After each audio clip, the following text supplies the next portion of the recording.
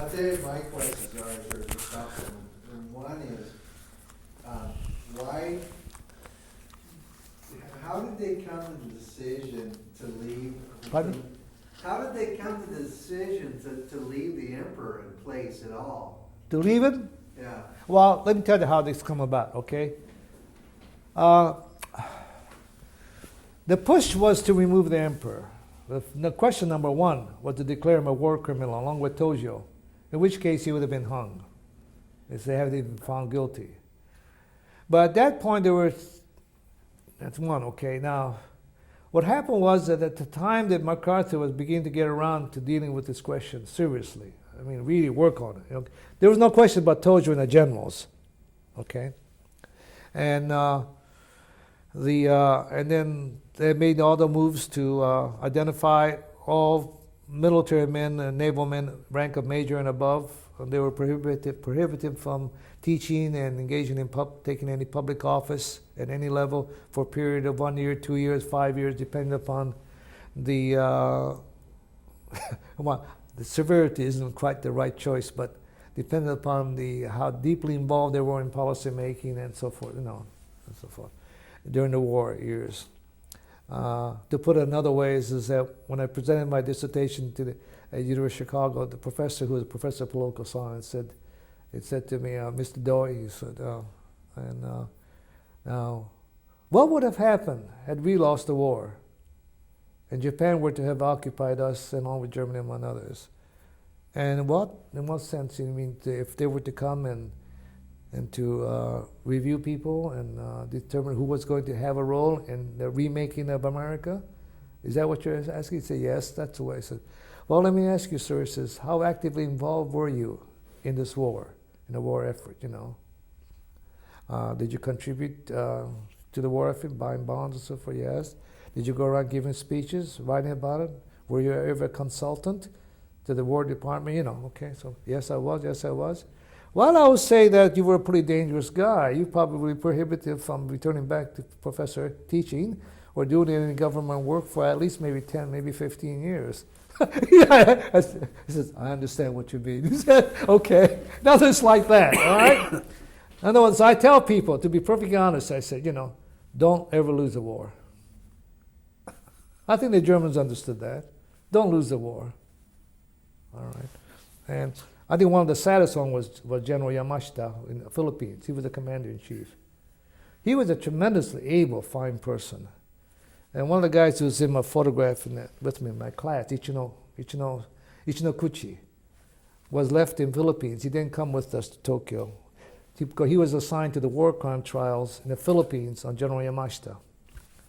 And bear in mind, today a lawyer would immediately ask for a change in venue. Because here are the Filipinos that want to get revenge, The Japanese did commit some brutal acts there. Brutal acts, see. And they held the generals responsible. Never mind whatever you might say about the chain of command and all that, see. He was responsible. The Filipinos wanted him and several others hung. So he got hung. Okay? All right. But he told, he already accepted his fate. So he told Ichino Kuchi, says, thank you. Thank you for your efforts, he says, But I know what the outcome is going to be. I accept it, he says. I'm ready to accept it. So he's like that. Now, in the case of the emperor, is that one was the question of to what extent was he involved in the policy making, even developing, because he was, how long he was one of the longest terms, but he was only about 20th year then. Yeah. Anyway, one view of the emperor was he was just a figurehead. Just a figurehead. He had no real power, no real influence. Okay? That was one view of him. The second thing what happened is that however, whether or not he has power, as a symbol of Japanese unity of the people, there's no question. He's number one. Okay? All right. And then MacArthur, when this was brought out to MacArthur's attention, this other thing came up, which in my opinion saved the emperor's ass, really, okay? Communism in Russia, the Cold War, about to begin, including Korea came along, but this Russia, clearly. A lot of the generals, American generals, when World War II ended, Patton being one of them, wanted to just keep going until they ran Russia off the map. But he was right, actually, if you think in terms of the Cold War. He was wrong in another sense, is that we were able to resolve the issue without having to go to war, because that would have been a terribly devastating war. But nonetheless, see, the communists became active largely because, there's another. When we took out, and see, our division, education division, but one of my buddies was very much a part of it, was identifying people who should not be allowed to re-enter education and school policy work, the community level. And that's why he knew about the majors. He would be going to village, travel around. I went with him a couple of times. Just inform these people, you're out. Make sure that he's out. And there was no argument. But anyway, as we were doing this, what you did was take away the top leadership and the middle leadership, like taking out top management, middle management. Now, who leads? Okay, all right. What happened was there were a lot of communists and Pinkos, followers, who had been jailed by the military regime and a very conservative regime in the 1930s. All right. They were what we call political prisoners. They were released. And they knew how to organize. At the same time, MacArthur's policies was called for by the labor unions of America to allow labor unions to develop in Japan. Now, I dealt with the teachers union, and I had to fight them. Okay, I won't go into the battle there. They were trying to take control of the textbook operation, as we were to break down the ministry power over all textbooks, make it free competition. And they had organized the teachers in separate to write the textbooks. Okay, it would be published under the teacher's name. Okay, but we figured out the intelligence work and said, it was all subsidized by the teachers union, and then they would tell their people to use these books. So imagine the market they had of all the school children. They had a complete monopoly of the school books. They could finance almost anything they wanted to for their income. Well, it was my job to stop that, and I won't talk about what I did on that one. It wasn't unethical. Okay, but anyway, but in the case of what happened was that the communists then began to become very active and noisy in Japan. And he saw what was happening. Bear in mind, MacArthur's a conservative, a lifelong Republican in addition to being a real conservative Republican.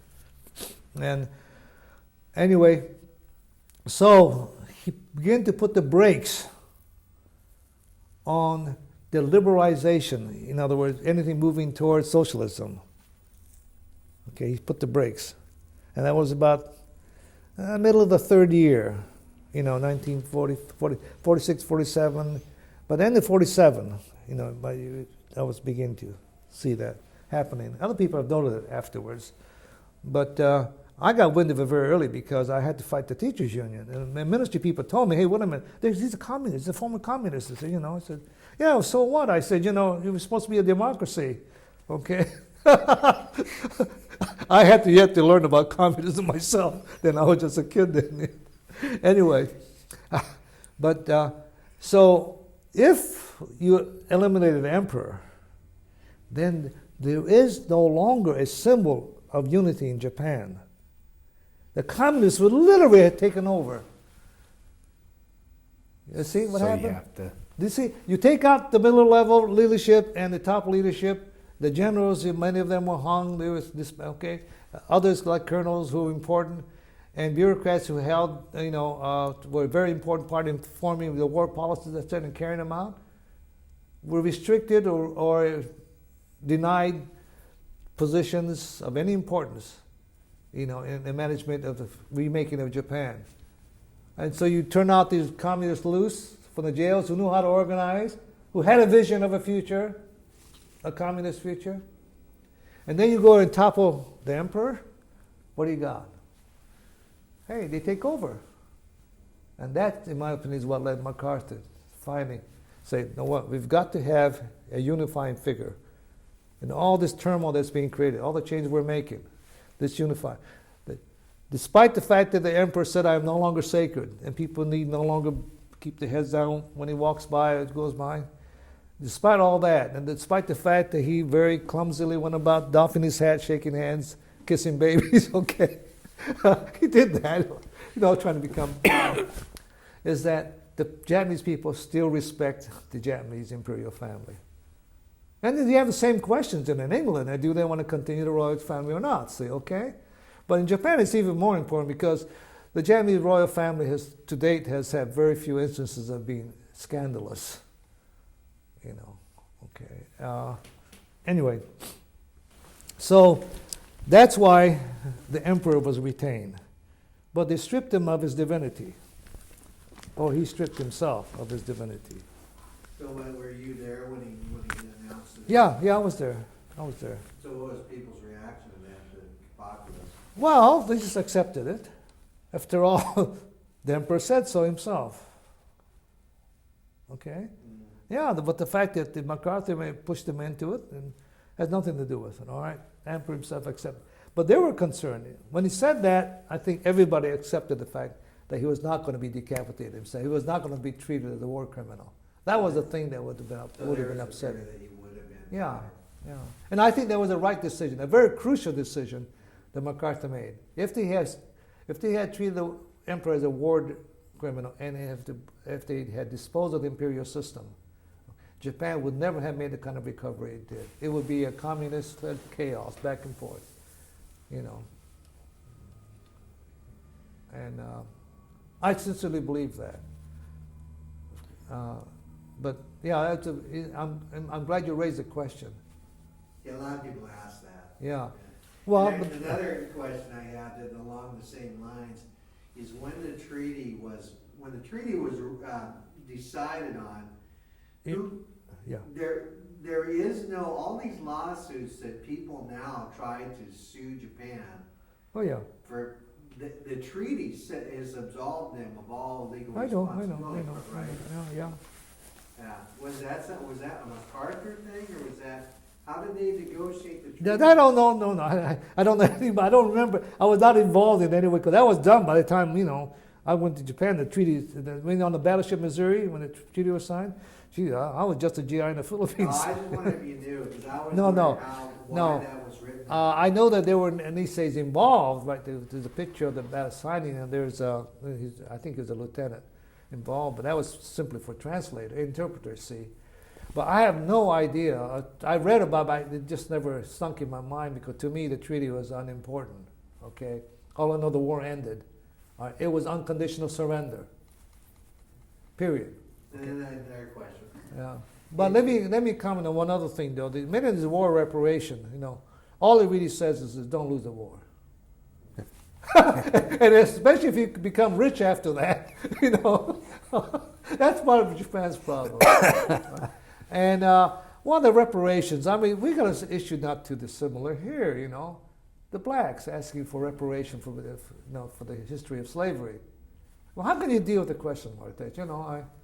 I have my views on that, but if you were not a wealthy country, it would not be even worth asking. You see, but we are a wealthy country, and presumably we can do it if we really chose to do it. But whether or not it's right or wrong is something else again. That's a tough question. You see. I thought they might be better negotiators than the Germans, possibly. Yeah, I'm sorry. What the question that you had? Because here the two different major force powers lost the war. Yeah. And their treaties were so dissimilar that we struck with them. Were dissimilar? They were dissimilar in some ways about the guarantees that we made. Oh, I see. Well, that I don't know. I never tried to compare with the German. Well, that's not my second question. Though. My second question is about the. This has to do with what you're saying about major and above in the Army. In Germany, we spoke to a German who was Luftwaffe trainee, And after the war, all Germans had to be denazified, Yeah.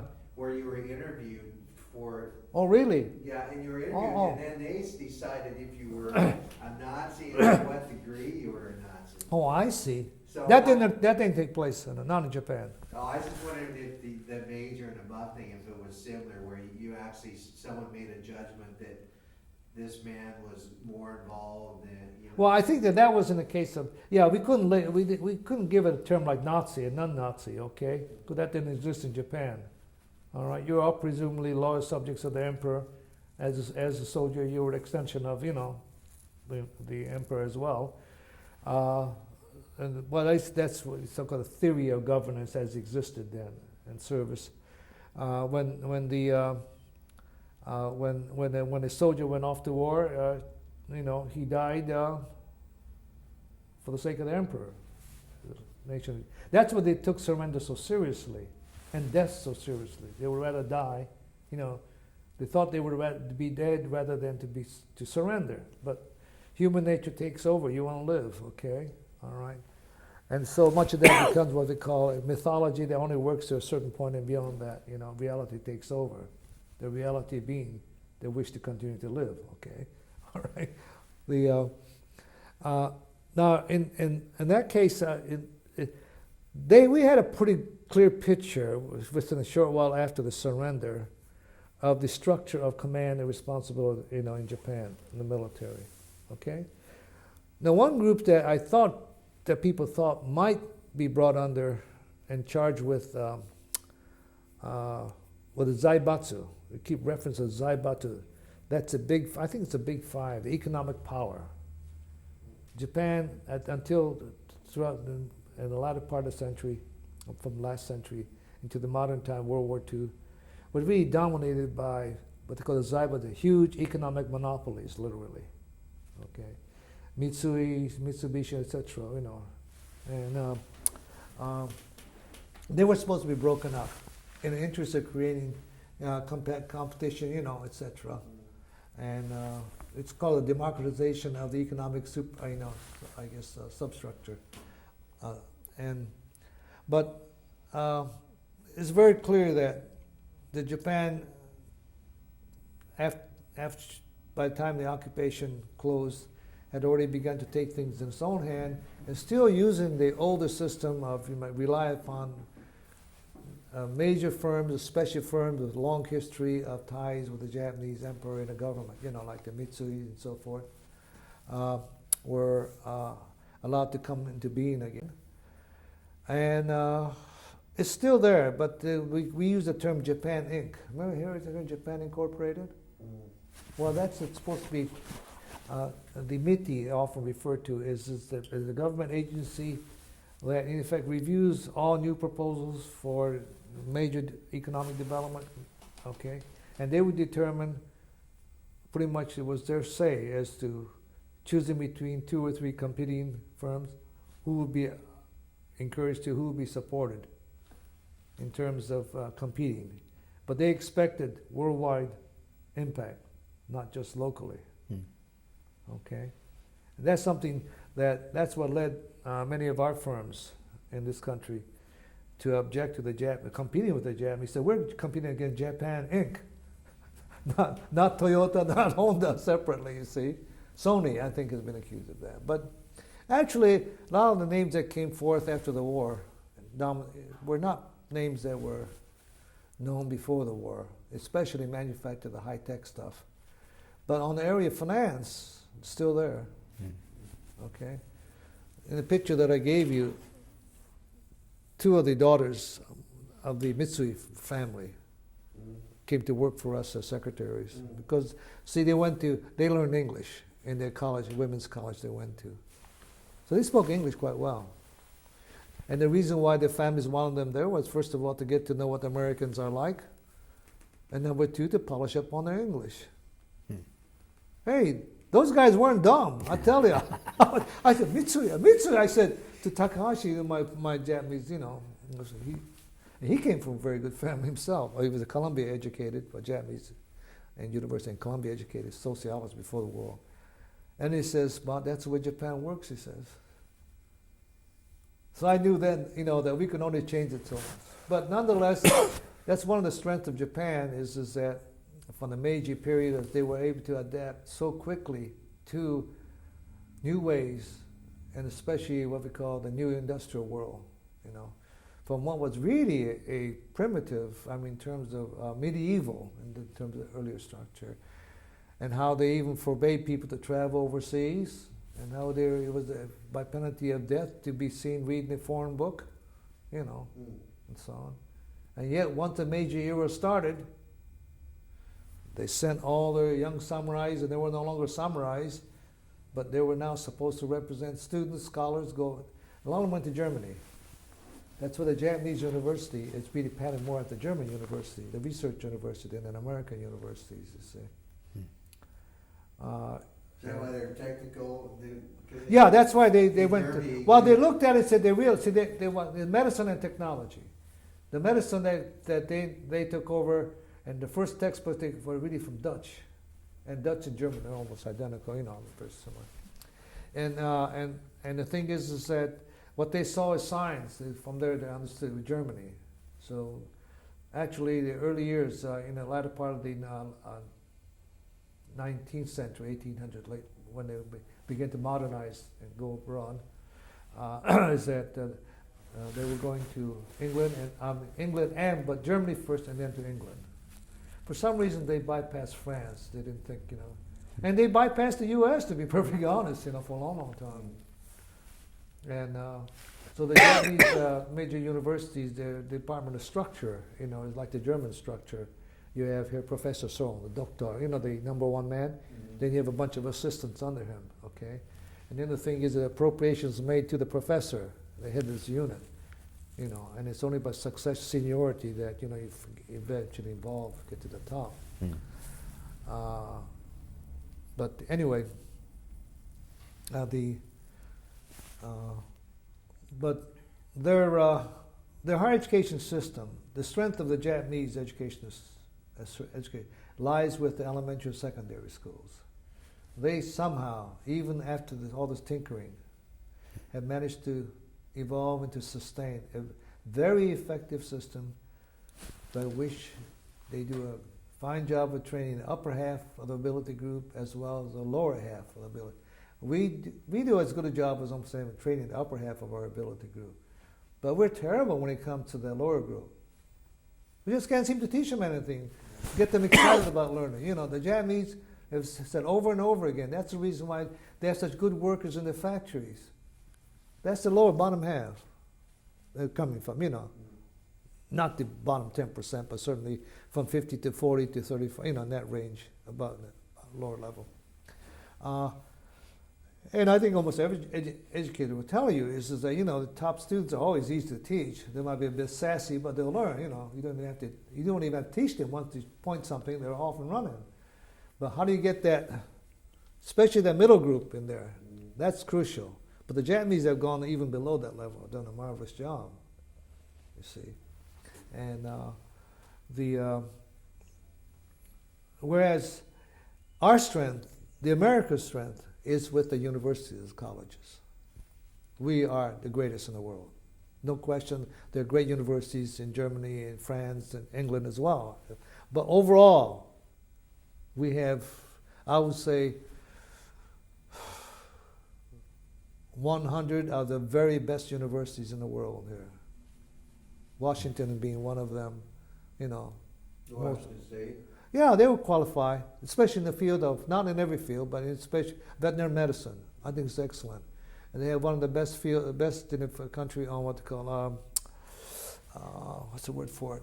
Hydraulics engineering. That comes to engineering, dam build, and so forth. Is there in Japan today, after all after the Reconstruction and the new Constitution and everything you did, is there still some semblance of the feudalism of old Japan? Is there a caste system in Japan still? That's a tough question to answer. It really is. My gut feeling is yes. Okay? Mm-hmm. My gut feeling is yes.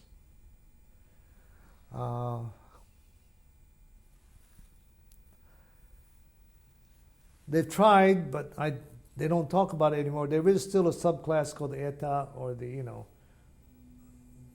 roughly Brakumin is a more modern translation. There was the largest concentration near the city of Osaka, but people don't know the history. Even the Japanese sociologists, anthropologists have tried to find out when they emerged. But somehow it seemed to be a complex of the early aspect of Buddhism. It was Buddhism prohibited the killing of animals, and therefore someone had to do the butchery work, and also to work with leather. And these were all considered work of the Brakumin, the what we would call the lower class, and then the other is that some say they were probably lower class Koreans who came to Japan. But nobody really knows, okay? But they still exist. And the Japanese, even as recently as 10 years ago, were being pressured by the liberal groups in society, and as well as maybe some of the ministries might have taken it seriously. Is they used to ask for your employment forms when you apply for a job, in civil service or even in companies, major companies. You have to see, you're asked, what village did you come from? What is your hometown address? Okay? All right. And the Japanese society, until recently and even today, is still far more stable. Even though many people, young ones, have moved to the cities, Tokyo, from the farms. Still, when you ask them, what does your village come from, they can tell you. And they still have ties. Okay? I still have ties to my village. When I say my village, I still have. I was told that I had to. I didn't pay any attention to it. But when my grandfather came here, he gave away his right to the land, that he had. Okay? But with the understanding, he said, he left it to the people, his relatives, who were going to continue to work the land. They had quite a bit of land, actually. But he said, in the event my son or his son, the first son, my father was his first son, and I was the next. I was my father's first son and only son. Is that in the event that they would ever wish to return to Japan and live, please that they shall have the right to a piece of land sufficient on which to build a house. I still have that. Wow. It's not much, but in Japan, any piece of land is worth. And so the last time I took my daughter there years ago, when it came, they said, anytime you're ready, you can build a piece of land. You can build a house there if you wish. And I think they were referring to, I didn't go any further than that, but that so-called promise that was made.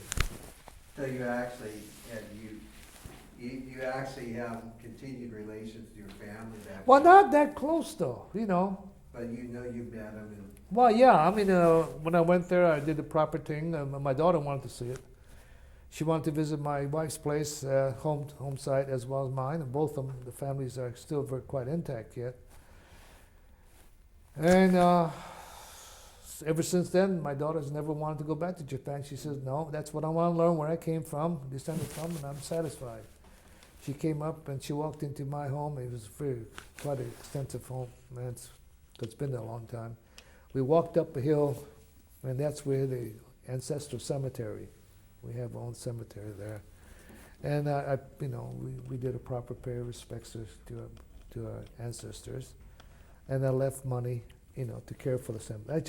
That's just a token, but nonetheless, it's kind of some symbolic of the fact that I recognize my both my gratitude as well as my obligation, Your own? Is it what they call it, ON? Pardon me? Isn't ON, own or on? Isn't there something about it? Oh, on Gaiashi, yes, yeah. I see what you're saying. Yeah, you must have read Ruth Benedict's work, on the Japanese structure of obligations of on Gaiashi, on Gimu, Giri. Yes, Unfortunately, the Japanese youngsters don't believe in it. You talk to them about onigiri, they laugh at you. They say, don't be so old-fashioned. It's true, you know. But in a country, it still operates. And so therefore, is that, see, I was, well, anyway, we went there, and then the thing is that my daughter walked in this very old garden, Japanese garden, mosswood. And then she walked in the equivalent of the living room, you know, and there were two swords across there. And my daughter noted that. And there was and then when she visited my wife's family, we walked in, there were no swords around, but the whole wall on two homes that she visited, one in which my wife's father grew up in, was a Buddhist temple built into. They're a very religious Buddhist family. My family is also Buddhist, but they weren't very Buddhist. They were more interested in the sword, I think. But anyway, even though, you know, those days are long gone, and the samurai classes disappeared, wiped out during the early part of the Meiji period, officially. You know, no more carrying of swords around, there was no more samurais.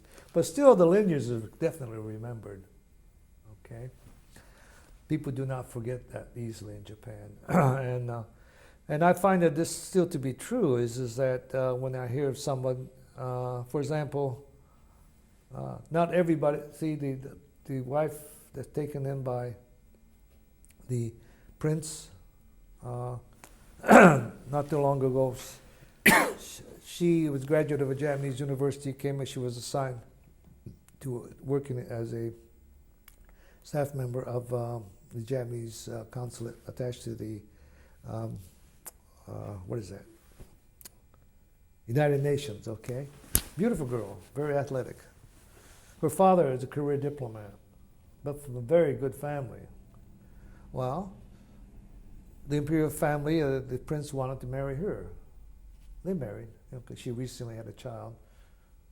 I won't say unfortunately, but it's a girl. Okay. They were hoping for a boy, obviously. Yeah. And that's one of the problems that the Japanese have. The other prince also has two girls. They haven't, so they will have to marry a boy and change his name and make him a member of the family. They call that the Yoshi system. But it shows you, see, is that the imperial family just doesn't go out and marry any girl that comes along, okay? There has to be a long history of service, interaction between the two, you know, the family, one way or another. It's a subtle thing. They rarely speak of it formally these days, but it's there. I sense it. Yeah, I sense it. Whenever I talk, you know, to the people, not the younger ones born in this country, but the older people. I don't know how they find out, but they do find out. I think they inquire. About who you are. Yeah. Huh. Do you think that... They say furui. They say it's an old home, old house. You know, okay. They would not use that for a shopkeeper or, you know, or plump, you know, and that type of thing. Yeah. Anyway, the Japan Inc. Japan is a hard place. I would not. I don't know how I would have succeeded in Japan, but I don't mind, because I think one of the things that I would have had trouble in Japan is I'm sort of naturally a rebel, okay, and I want to choose my own way. That's the reason why I didn't want to accept the officer, you know, even though I was denied a chance to be an officer because until they changed the policy, you see.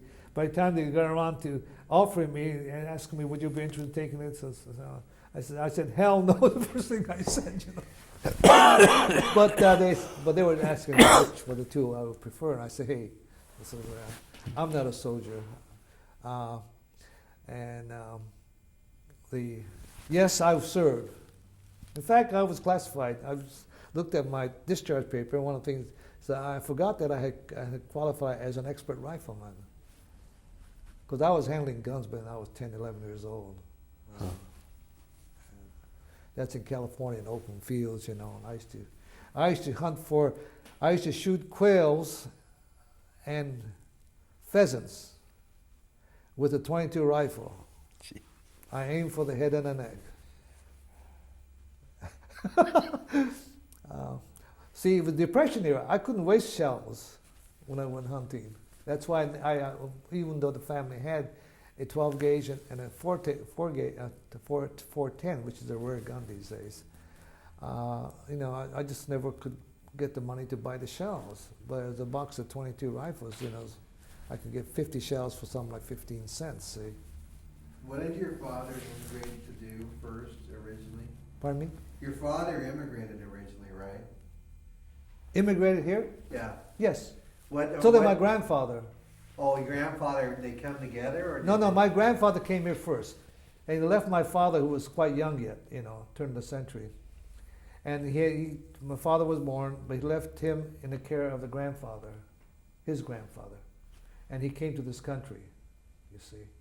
And then my father joined him later when he was a teenager. Okay? So both generations were Issei then?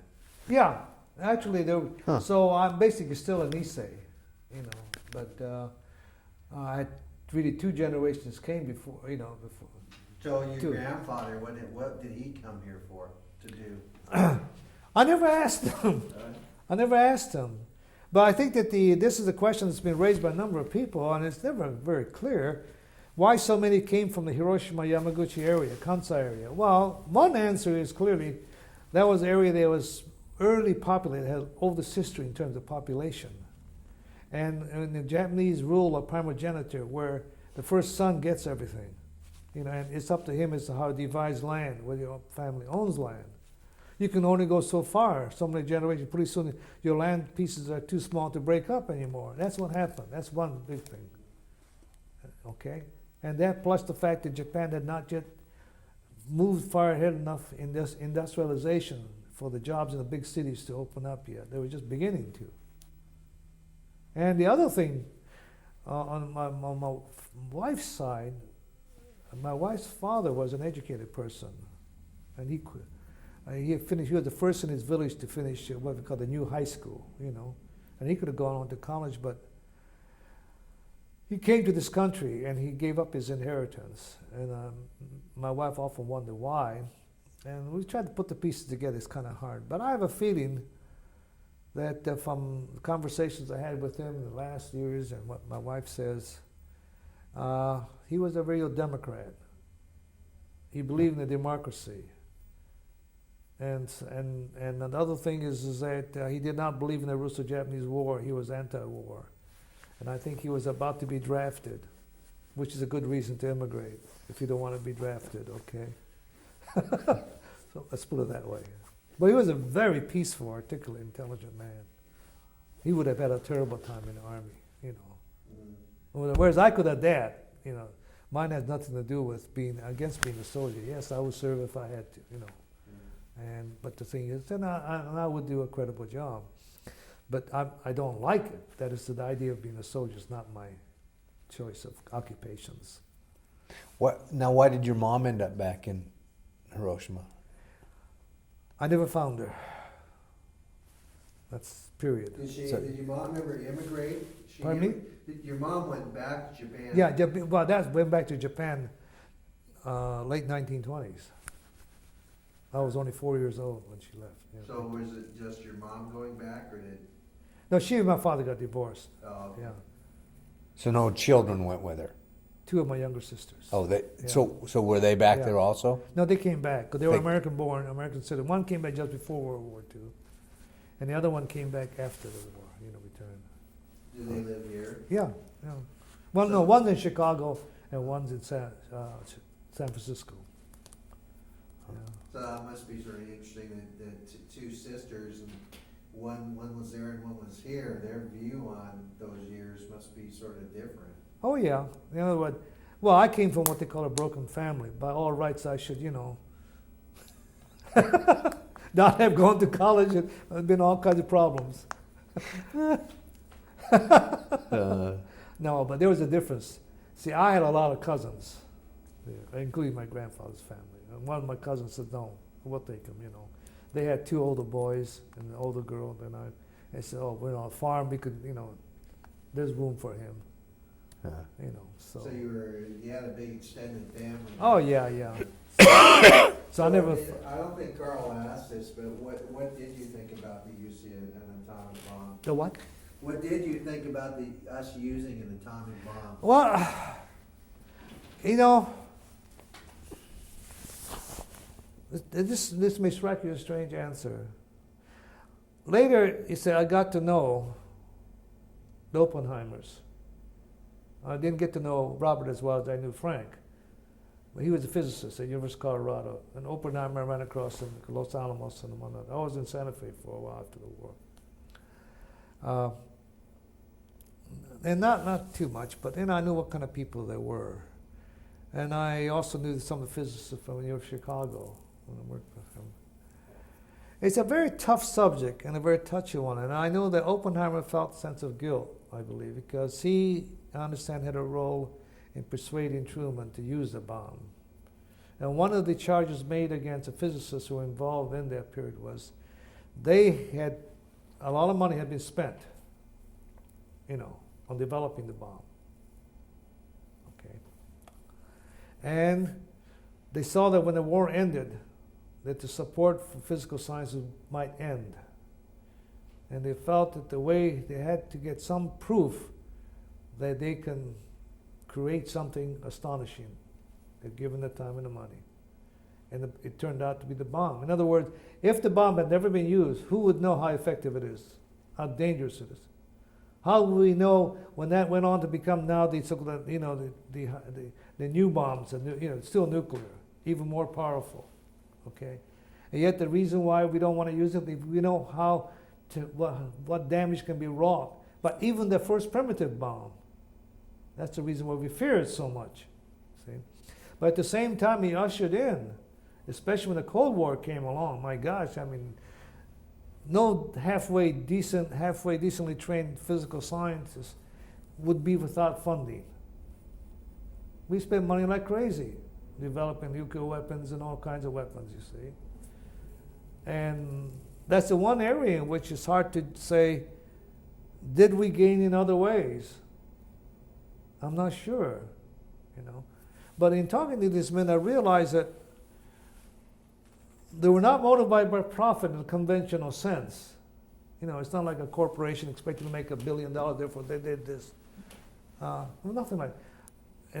And they're very intelligent, very humane people, very sensitive.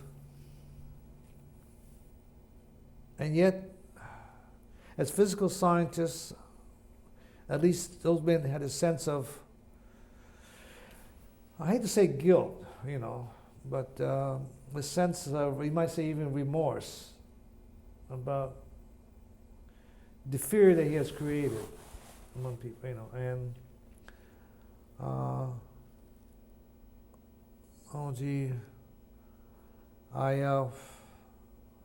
Carl Sagan was another, but he was different.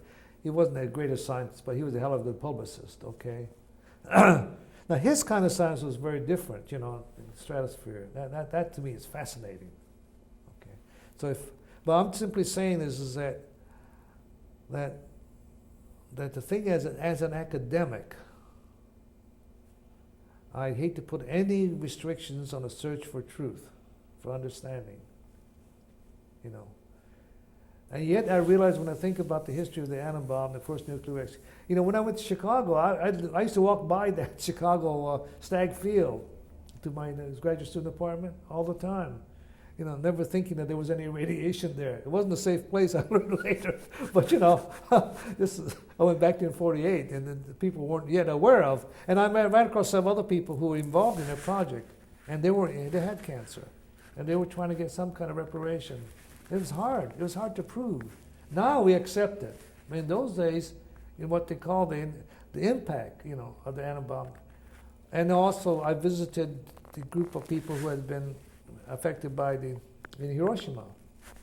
I was doing a tour of the textbooks, and publishing facilities, and there was a group there that I was going to visit, and they asked me if I wanted to go, so I went,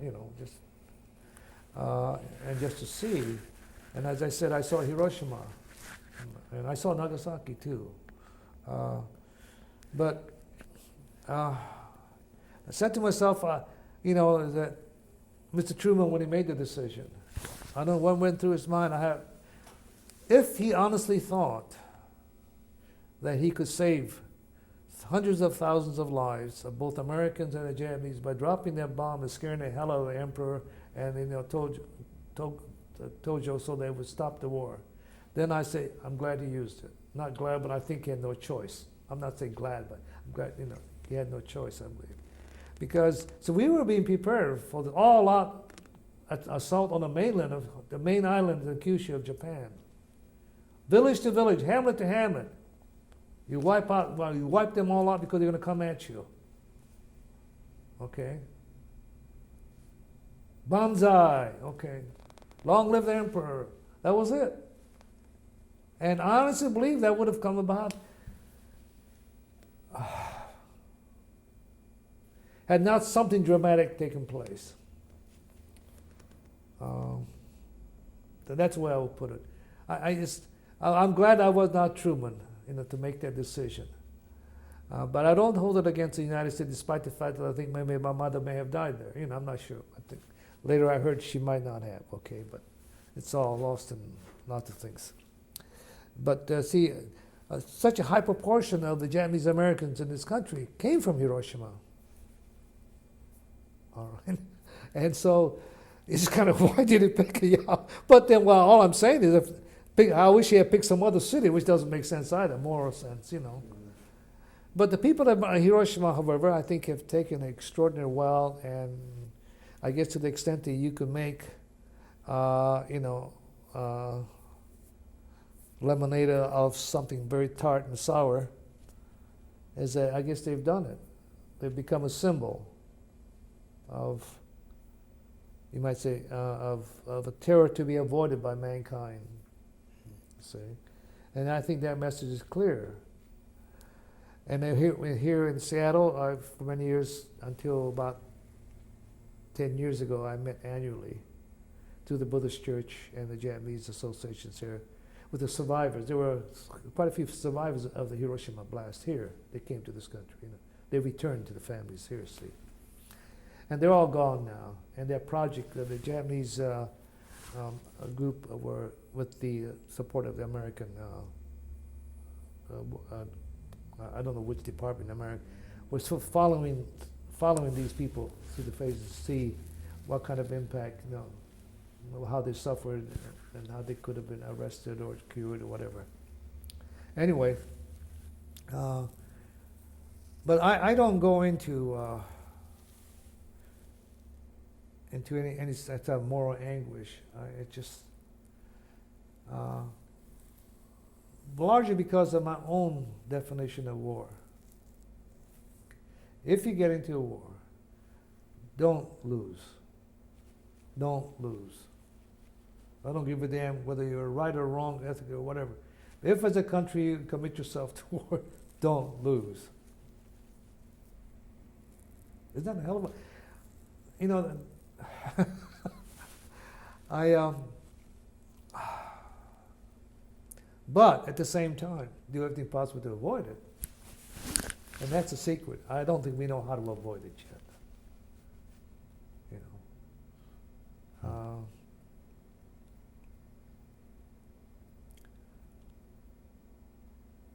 I think and it's interesting. I know people from, I've been very much associated with the Hiroshima Club of Seattle. It's the largest prefecture club. We go back to honor our ancestors, and to maintain, we give scholarships to descendants of who are members of the club, and so on. But while we had relatives who were involved and affected by the Hiroshima blast, while we had members in the club earlier, there was at least one woman, very well known, who was a survivor, Hiroshima survivor. And we have an annual service in remembrance of these people. I mean, involved in all that, yet not once have I ever heard any ill words spoken about, that decision. They accepted it happened.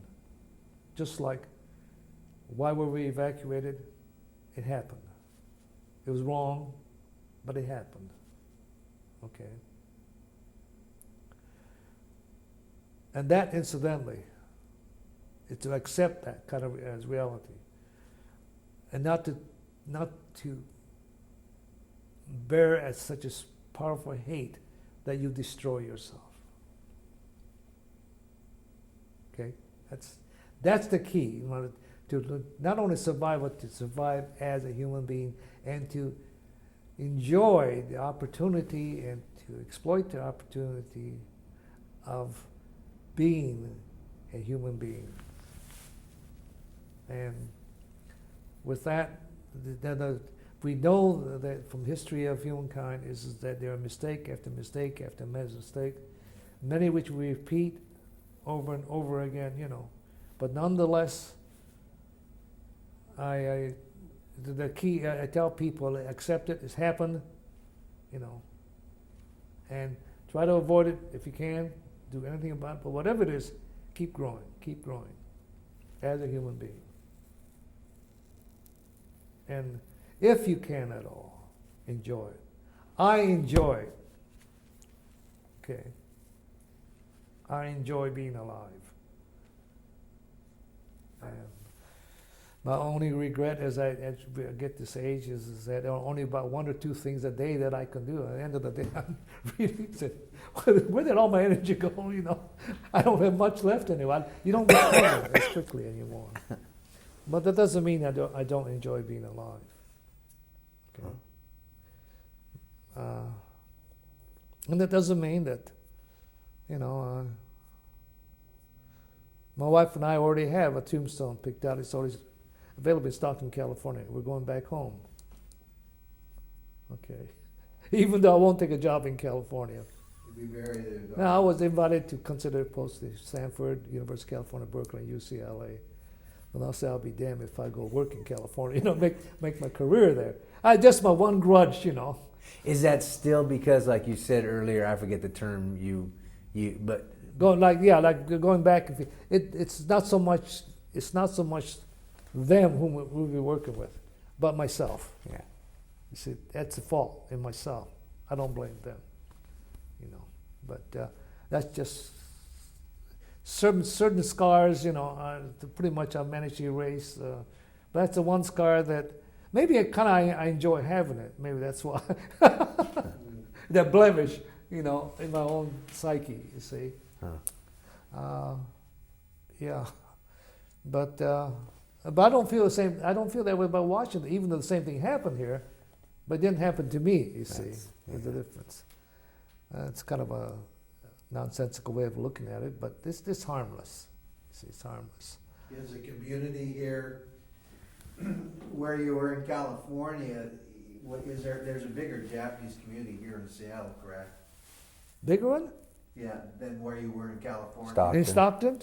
Oh yeah, definitely. Stockton was never this big. So Stockton today is only a city of about 200,000, something like 180, 200,000. Back then it was 50,000. You know. No, they still remember me. They keep saying, when are you going to come home, you know? I mean, you're referring to my grave over there? They look at it and say, you know, first time we saw Jim, it's been there now about 15 years ago. See, my wife and I moved from New York to here, take the post to the University of Washington. I immediately went to Stockton, the first chance I had to visit. You know, the family that brought me up. Then I went to, to pay my respects at, the grave, and which the Japanese do frequently. And when I was over there, I saw, gee, there's only about one small space left where my cousin, my grandfather, and others are there. So I ran over to the administration office. Hey, is that space by any chance available? Oh yeah. So we bought it right then and there. And then about so many years later, we had a tombstone set up, and my name is already in it, and so is my wife's, and with the beginning date, and then ending date's not there yet. But we did this because we just have a daughter, and she's not accustomed to the Japanese way, just one. She's out east, you see, and she's not gonna know what to do, just one child. Whereas if you grew up here among in the Buddhist Japanese community, you could inevitably be involved in these things, just by being around, you see, and she would know what to do. So we're trying to take care of all that, But at the same time, to say to ourselves, well, just in case there is a future, at least I like to be among our old friends. But I like Seattle very much. The people here have been very good to me. And they call on me when they need some advice or something, you know. I've been active being the principal money raiser, fundraiser for this church here. So I do have some expertise that I can use. You know, if you've been to private universities as many times as I have, even public universities, as a dean, you know, administrator, you have to learn to get on bended knees and beg for money. I'm not ashamed. This is how you get money from people I've been with. You get on bended knees and ask for money. For the cause, I'm not ashamed to beg. Is your daughter, does she live in, your daughter is now going to be less Japanese than you, traditional, or? I don't know. She should understand she's both a lawyer and a cultural anthropologist, so she's an expert on Uzbekistan. She speaks Uzbek, Russian, and French. She's not married, doesn't think she wants to get married. Does she live in a community that has a large Japanese population? No, none whatsoever. Really? She lives in Bryn Mawr. She's on the faculty at Bryn Oh, Mawr really? Girls College. So do you see in modern Japan and the United States, do you see younger people falling farther and farther away from social custom? And Yeah, but that's natural. You have to accept that. That's what we call change. I mean, if you really want to, they dramatize it by saying, there's no way that anyone here will want to go back to the life of 1800. Smallpox, tuberculosis, no control, diphtheria, all the things that children die by, high mortality rate. Okay, life expectancy, average about 45. Okay, and then the thing is, no central heating, no air conditioning in summer, no effective way of fighting off insects. Some days you eat, some days you starve. Who wants that kind of world? Uncertain, okay, unsettled. And someone. I was thinking more of the cohesiveness, like in Seattle here. Yeah. The community is the community is very tight and supportive. You mean this community, the Japanese American community? Yeah. Well, it is. It's tight, but not all as tight as you think. It's really historically, it's always been split up. Even when I was growing up, between those who became Christianized and those who remained Buddhist. That's one big shift. Okay, and but we get along, and then we work together. Or like, for example, this Nikkei Nikkei Manor and Keiro. It's under the Nikkei concerns, okay? Now that's no religious, we all work together on that, okay? Now, it's not so tight. One of the interesting things about the Japanese is that we don't chastise people for leaving the community. Like, for example, if our child was to marry, someone outside our ethnic group, we have, in fact, it's already established in the last 10, 15 years that the Japanese Americans in the US of A have the highest outmarriage rate, marrying outside your ethnic group. Women's up to about 60%. Men is about 55, 50, roughly 50, a little over 50% the last time I looked at it. And someone said, what happens to these men?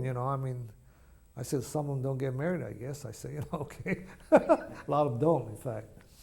But the thing is that at that rate, 60% outmarriage on the part of our women, and with no migration from Japan, very little to speak of. There's a few, but tiny, tiny fraction of what it used to be. Is that I really see the Japanese American population as disappearing another 50 years. It'll be almost indistinguishable from any other group. Give it 2 more generations. Okay. It's not a very, if you believe in wanting to continue the Japanese American, it's everything's going against it. No immigration from Japan to speak of. Okay. Secondly, because the high outmarriage rate, that we don't chastise, we don't stop it. We don't tell, oh, that's wrong, you can't do it. of my wife's, my sister has a daughter and a son. Okay, one of them has no children, and we have about one, and she decided not to get married. That doesn't want to get married, and my sister, the son married a Caucasian, daughter married a Jewish twice now, divorced and married a cousin. Okay, she's about ready to divorce him too. So, but no kids, both of them, no kids. On my wife's side, let's see, the one who is sort of military, but he's quite a high up now, and I won't mention what his organization is because my wife and I don't approve of it. But anyway, we don't say anything. He's a very fine guy. He married a Chinese Hawaiian MD though, okay, and he's in Washington D.C. The one here who's the nephew, who's an MD here, he came here some years after we came here, married to a Korean girl, a Korean national actually. Okay, got two lovely daughters. Another one of her nieces married to a Caucasian from San Francisco. He's now in Davis, California. The other one married a Nisei. Nikkei married a Sansei married Japanese. Oh, see, only one. Mm-hmm. I'm going down the list, only one, okay? So where do we go from here? And this is typical here. That's the reason why I urge these people to face that as a fact and to welcome into the Japanese Buddhist church anyone of any race. Is your pastor, is he Caucasian? One is.